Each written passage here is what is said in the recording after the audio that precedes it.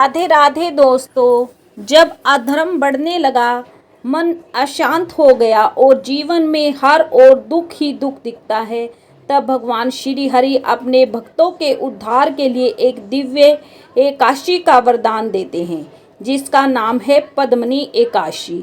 अधिक मास की पावन बेला में आने वाली पद्मिनी एकादशी केवल एक व्रत नहीं, बल्कि भगवान विष्णु तक पहुँचने का एक दिव्य द्वार माना जाता है। कहा जाता है कि जो भक्त सच्चे मन से पद्मिनी एकादशी का व्रत रखता है, उसके जीवन में वर्षों पुराने दुख भी भगवान श्री हरि हर लेते हैं।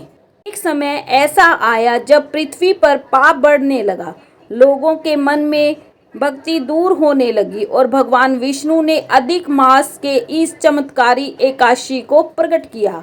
हे भक्तों, आज हम आपको सुनाने जा रहे हैं अधिक मास में आने वाली एक महान एकादशी की कथा, जिसका नाम है पद्मिनी एकादशी, जिसे सुनने मात्र से पुण्य की प्राप्ति होती है। हिंदू धर्म में एकादशी का विशेष महत्व है। हर माह कृष्ण और शुक्ल पक्ष की एकादशी को यह व्रत कहा जाता है। ऐसे में साल में 24 एकादशियां पड़ती हैं, लेकिन इस साल अधिक मास होने के कारण कुल 26 एकादशियां पड़ने वाली है, जो ज्येष्ठ मास में पड़ेगी। अधिक मास शुरू हो चुका है और इसमें आने वाले सभी व्रत व त्योहार बहुत ही विशेष होते हैं।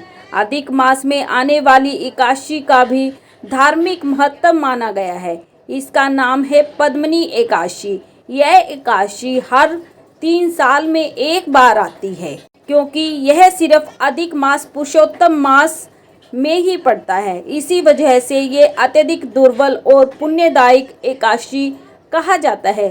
धार्मिक मान्यता है कि इस दिन व्रत व पूजा करने से व्यक्ति को अनेक गुना पुण्य की प्राप्ति होती है और जीवन की कई समस्याओं से मुक्ति मिलती है। पद्मिनी एकादशी भगवान को अधिक प्रिय है।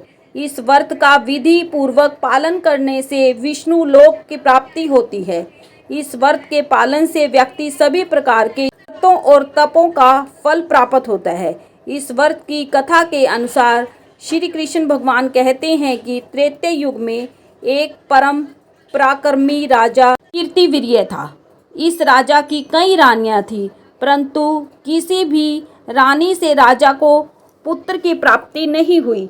संतानहीन होने के कारण राजा और उसकी रानियां तमाम सुख सुविधा के बावजूद दुखी रहते थे। संतान प्राप्ति की कामना से तब राजा अपनी रानियों के साथ तपस्या करने चल पड़े। हजारों वर्ष तक तपस्या करते हुए राजा की सिर्फ हड्डियां ही शेष रह गई थी, परंतु उनकी तपस्या सफल न रही।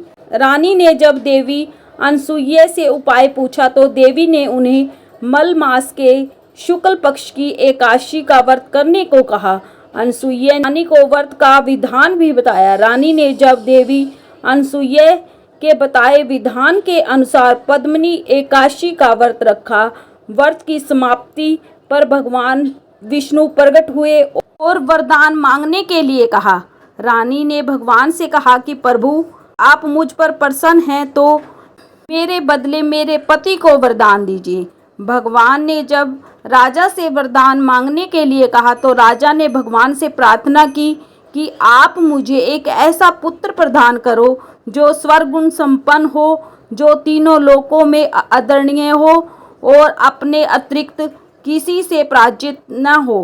भगवान ने तथास्तु कहकर विदा हो गए।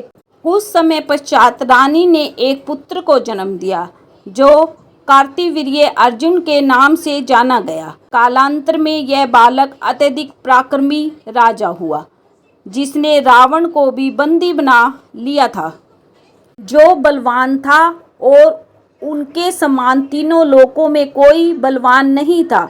तीनों लोकों में भगवान के सिवा उनको जीतने का समर्थ किसी में नहीं था। सो हे नारद जी, जिन मनुष्यों ने मलमास शुक्ल पक्ष की एकादशी का व्रत किया है, जो संपूर्ण कथा को सुनता व पढ़ता है, वह भी यश के भागी होकर विष्णु लोक को प्राप्त होता है।